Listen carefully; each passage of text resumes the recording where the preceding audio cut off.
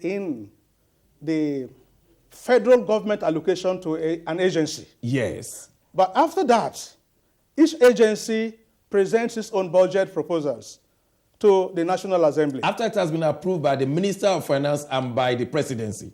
The Minister of Finance, the Presidency does not approve allocation to specific projects. Okay. What they do is only a release of a total package, an envelope, to an agency. That is what the federal government does. Okay.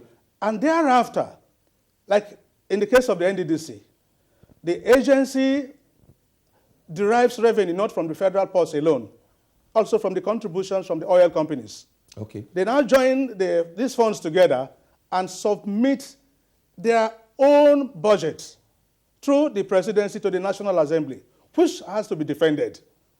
And that is done every year.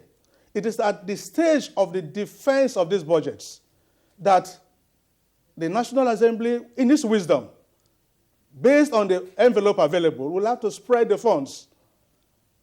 The funds, they will appropriate the funds over all the projects. And the result of it is that most of the projects have inadequate funding. Yes, I'm just trying to ensure that our viewers get the clear picture. Yes. Because when NDDC goes to the National Assembly and, of course, the Senate and the House of Reps to defend their budget, they must have recommended 10 billion naira for that project. Yes. And then in their own wisdom, when they look at the available fund, and then are you saying that the National Assembly just cut it out of ignorance, or cut it because their hands are tied by the funding available to them? Well, the National Assembly cannot be that accused of cutting down budgets. The budgets are actually proposals from the agency. The agency submits the budgets based on the package available, and the National Assembly does the appropriation. Well, I'm going to be very blunt with you, Pastor. Yeah. We are aware that a few years ago, Ministry of Education tried to put some envelopes into Senate's hands, and it was exposed by Obasanjo, and they went into. Has that ever happened with NDDC in presenting their proposal? I don't know if this is a good place to say it, but you have the right to. I don't know the happenings in the National Assembly. I live in London.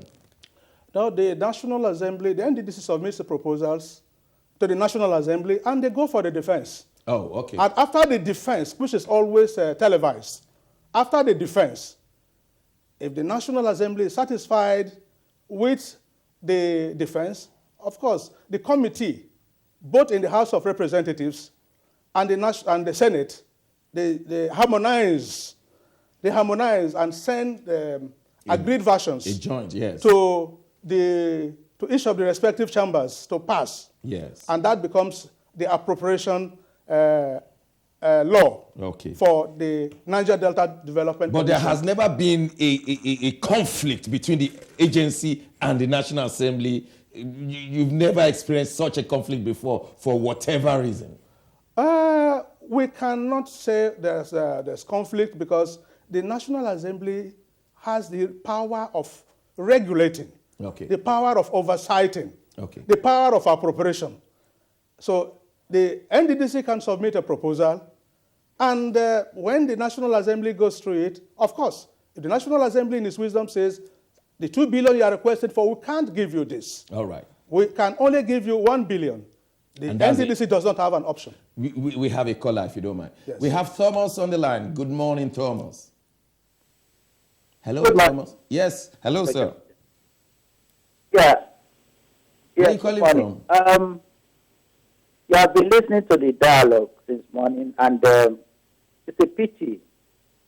The whole issue boils down to corruption. Nigeria is enveloped with corruption. Now, it is true that certain parts of Nigeria is underdeveloped. But when leaders are elected, what the leaders themselves, due to corruption, they don't have the interest of their people at heart. This man that is talking there, when he was a former former acting managing director, whatever, in NDD. What did he do? He has when told us. He has said so many roles that and they again, initiated. And yes. again, and again, don't let me go too far. No, I don't want to go too far. Dimitri, the former Dimitri Pridi, or whatever it's called, if he had had his people's interest at heart, what did he do while he was there? Let him tell us how many houses Dimitri Pridi has while he was governor in that state. He has said that the state government, he said all those houses. He said the state government disappointed them, the federal government disappointed them. He has said so. He didn't. You want him to say it again? We don't have the time in this segment. He has said so. He said they disappointed us. Anyway, thank you very much, Mr. Thomas. I will take on Mr. Ifeanyi. Hello. Hello. Yes, Mr. Ifeanyi, where are you calling from? Yeah, from London. Very good morning. Good morning. What question have you got to ask our guest? Yes. Yeah, the questions I want to put to the pastor this morning is this. You see, I am an Igbo man, and the question or the issue of the Jews are being marginalized or neglected, it does not arise at all. Because, you see, especially the Igbo land, the Igbos has been marginalized and still underdeveloped. The Jews should look at their back. The Jews have always aligned themselves with the northern Islamic oligarchy, all in an attempt to fight and destroy the Igbo nation. They did that during the Biafran-Nigerian War. And right after the Biafran-Nigerian War, instead of the so-called federal government, compensating them and developing their areas, they were neglected and dumped. You see, now they are crying wolf. Okay. It is their own making. Let him they simply dug their own grave. So they must always look at their backs. Pastor, we started from here that the Jaws alone cannot cry wolf. Every ethnic group in Nigeria is crying underdeveloped. Why do you think Ijaw nationality is different from the rest? All other areas I know in Nigeria are underdeveloped. Now, it is only in the Ijaw territory of Nigeria that today you still have over 80% of the territory not accessible by roads today. It is not so with the rest of Nigeria. It is not so with the Igbo lands. I'm not saying that the Southeast has no story of underdevelopment. All of us have our stories. But we are saying that relative to the Ijaw contribution to the development, to the sustenance of Nigeria. But other groups can also talk about contribution. I remember the North used to contribute groundnut to the sustenance of the country, the West cocoa, the East the oil. So we still have some. Yes. Let me come in there. Yes. In those days, when the North produced the groundnut and the cotton, yes, the West produced the cocoa.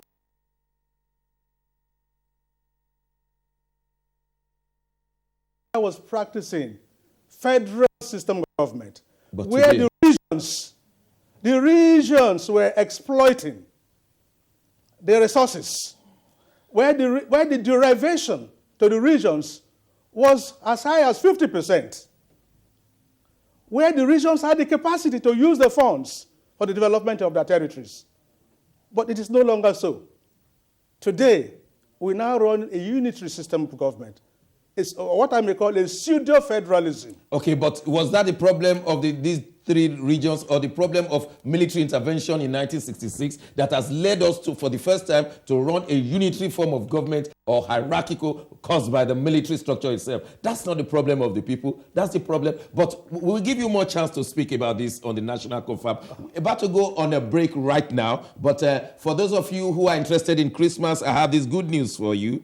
The Hollywood film distributor asked Christian Party founder for advice on TDJ's Christmas movie promotion. Hollywood film distributor Fox Searchlight has asked Reverend George Hargreaves, founder of the Christian Party, for advice on how they can engage with the Christian community in advance for the release of the movie Black Nativity on 6 December. I will be telling you more about this movie, which is featuring a load of stars. And please, you need to listen to this because it's going to make your Christmas very good. Don't go away while we go on a short break, and you have more questions for our guest, Pastor PZ.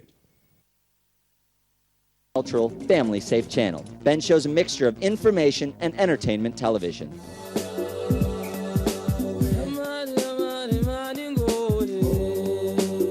My name is Elder Sinechejila. I play for the Super Eagles of Nigeria and the Sporting Club de Braga in Portugal. Keep watching Ben TV. Since its launch in 2003, Ben Television has steadily won the hearts and minds of the viewing public. Our fresh mix of cultural entertainment and information programming has filled a void in the television industry at a rapidly growing pace. A live phone-in program with Kade Ogodamisi. This is Ben Television live from London. People of the world, and that's one good thing we want. Yeah. And I hope they can get Jailer Foundation to be involved. Well, I just hope that I tell you something, Don. From I was a child, I've been hearing about bad things happening in Haiti. Our programs are entertaining. Man, it's your boy Lloyd Banks. Let's A to the Z exhibit. It's the Kid 50 Cent. Keep watching the Big Band Show. My name is Dayo Adene, but my friends and fans do call me D1. I keep it locked because I watch Ben Television.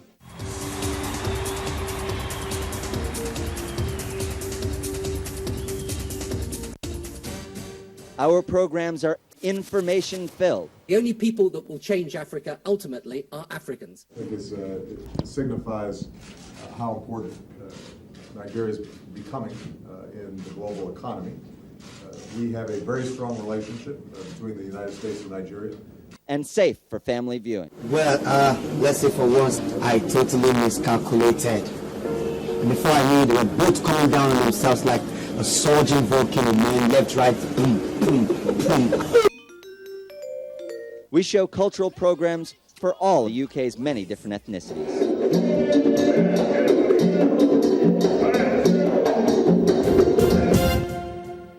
All show long, we've been talking about the high incidence of mental health issues among Caribbean nationals in the United Kingdom.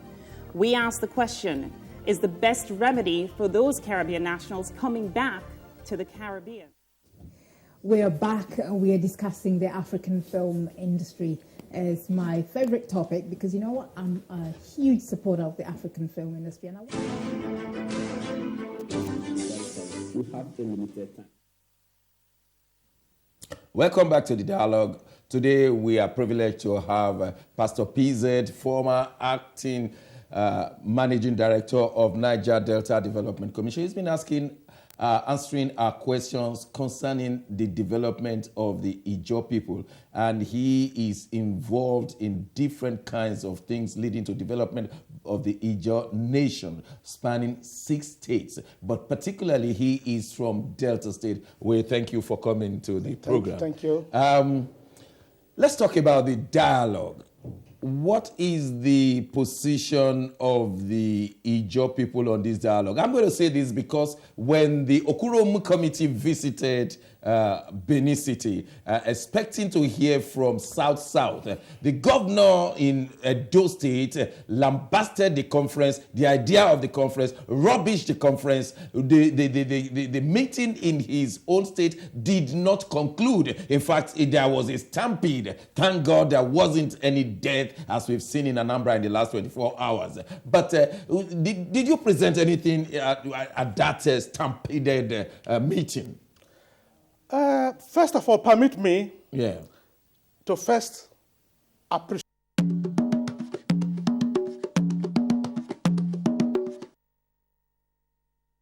in agreeing to kickstart the process that will lead to the national dialogue by setting up the Senator Okoromo Committee. It is perhaps one of the most significant decisions taken by President Goodluck Jonathan. Having said so, the Ijaw nation has over the years faulted the Nigerian structure. The structure of the nation is defective. And because of that, a supposedly federal administration or federal government has now become a unitary system with over-concentration of power and resources at the center, leaving the first federating units with little or nothing to run the business of governance. Sir, what's the population of the Ijaw people right now in all the 6 states put together? Well, Ijaw nation population should be well over 10 million persons. 10 million persons out of 167 million, we're told. Yeah. So one of the problems the Okuruomu Committee will be facing will be how many representations will Ijaw community be presenting at this conference? We don't know what the number of the representations will be all over. I hope the Ijaw nation is not expecting to be given extra representation more than their community in terms of population. The Ijaw nation recognizes the rights of every Nigerian to self-determination. Yes. And that is why the Ijaw National Congress, of which I am a member, submitted a representation that each ethnic nationality in Nigeria should be represented equally.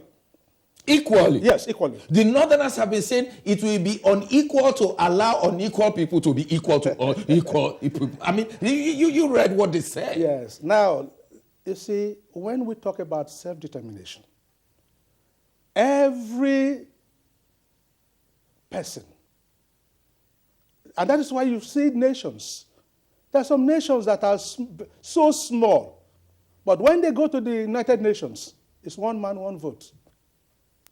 If we have to reinvent Nigeria, if we have to reconstruct Nigeria to be the Nigeria that will last for the next 100 years, we do not have an option. So, sir, you are saying that if Ijaw nation, all the Ijaws we have in Nigeria, let us say they are 10 million, and all the Yorubas we have, and we are just guessing here, let's say they're 40 million, and the Igbos are 40 million, just for example's sake, you are saying that the 40 million Igbos, the 40 million Yorubas should bring equal representations with the 10 million Ijaws. Is that what you're saying, sir? Yes. Why? Equally, the Shekiri, who may be fewer than the Ijaw, the Soko, who are fewer than the Ijaw, should also bring equal number. Yes, that is the INC position.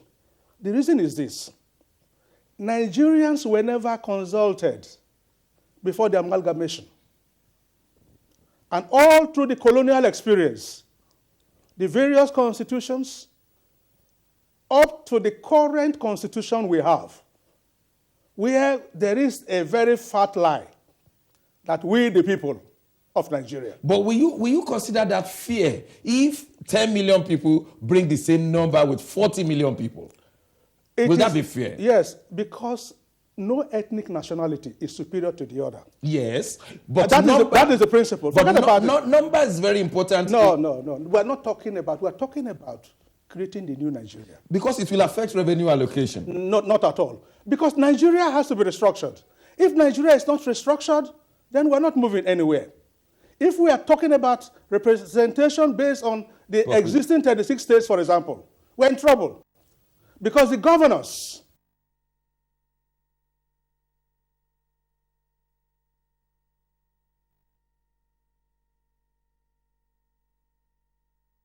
enough, they said they are not going to participate. I was expecting PDP to say the same thing so that we know political parties are not in this. Unfortunately, the Conference of Political Parties have said that they will be interested in participating. But if we allow political parties to bring in the representations, then we'll be hearing the views of parties, and we know what that will mean. What's your position? The conference should be conference of Nigerian peoples, not parties. Okay, how do we get Nigerian peoples to elect their own to get to this conference without the parties? No, only very few Nigerians belong to political parties. The political parties are in the minority. Those who are in political parties in Nigeria are in minority. Okay, sir, how will you, if you, for example, come out as a leader of the Ijaw to be in the conference, how will you say you represent the Ijaw people? Even though I know you are an Ijaw man, but who will have elected you to represent them? Every ethnic nationality has umbrella organizations. We have the Ijaw National Congress. The Ijaw National Congress has its mechanism of electing the number allocated to them. If 5 persons are allocated to the Ijaw Nation to produce, yes, the INC, which is the umbrella body of the Ijaw Nation, will have the responsibility of organizing the election. What if some young people say, we don't belong to Ijaw National Congress? Ijaw National Congress has been known and they have their own structure and we are muzzled out of it. How will their voices be heard? And I'm not saying this particularly to Ijaw alone, to any other ethnic group. Those will be exceptions, but I can assure you that today, if you go to the Yoruba nation, yes, where we have the Afenifere.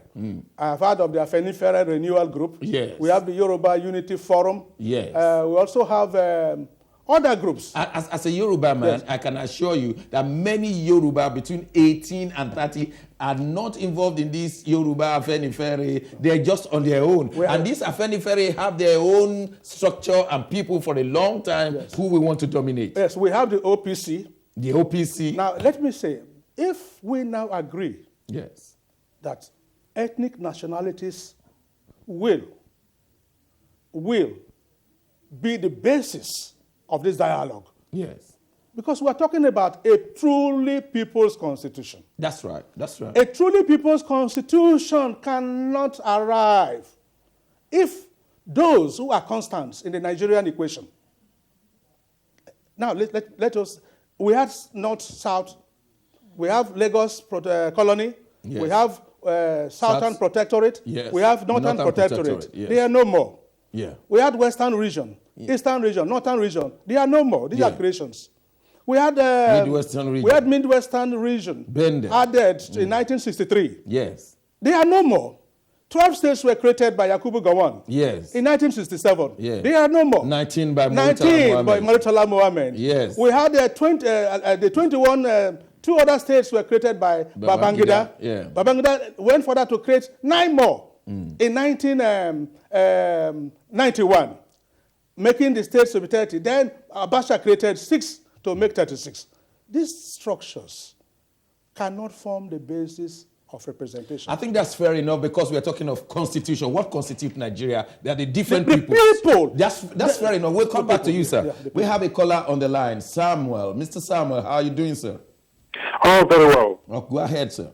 I will say thank you so much. I'm calling from London. Thank you so much. I would like to welcome Pastor Power to this very program. And thank you to Ben TV. Thank you, Pastor Johnson. Thank you very much. First and foremost, about regional marginalization. If there is anybody, any part of Nigeria who feels marginalized, they can as well work with the Ijaws as furtherance of or that development process. The idea of saying that X place is being marginalized as well, for that reason the Ijaws should not speak. Backwardness is no progressive form of living. I don't think they're actually making sense in that particular thing. If the Igbos, whatever the Igbos suffered, the Ijaws suffered the same. We were all part of us in the Biafra. We all suffered the same. Some of us were militias and soldiers even in the Biafra, as Ijaws. So whatever the Igbo man, whatever the Yoruba man, the day when Ojukwu almost flew down to bomb Ibadan, I was in Ibadan as well. We all suffered. Okay, may I ask today, what we are talking about the question of development. Our special we guest want today, the integrity of underdeveloped areas. Mr. Samuel, as our special guest today has advocated that one representation, one ethnic group. Will you support that if the population of the Ijaws are, let's say, for example, 10 million, and population of Yoruba people, for example, 40 million, should they present one representative each, or they should present according to their population? Thank you so much, Johnson. We have in the past progressed the question of regional representation, ex-ethnic. On this very process, why are people so much clamoring on the authentication of unknown hypothesis theory? Let us get to the hypothesis. If it is the hypothesis, we work with the hypothesis. If it works, we make it a theory. We have in the past worked on the regional representation. This time we want to get to the grassroots. If there is an ethnic group made up of probably 500 people, let them find their own representation. If the hall is not big enough, we use Eagle Square or any possible stadium for this particular conference. The idea of saying these people are of this, we've always cried about marginalization. Today, as it stands, we suffered it. Some of us were fearing that if we have the Biafran declared for us, some of us will be marginalized by Igbos who are a majority in the Biafra. Now, this same marginalization something has actually been on all the time, and we think we have a theory. The theories we have has failed us. If somebody calls equal representation as an hypothesis, I will say let us work with that hypothesis and wait to see how well the results... But others have started clamoring that it will be unfair to equalize what is unequal. That's what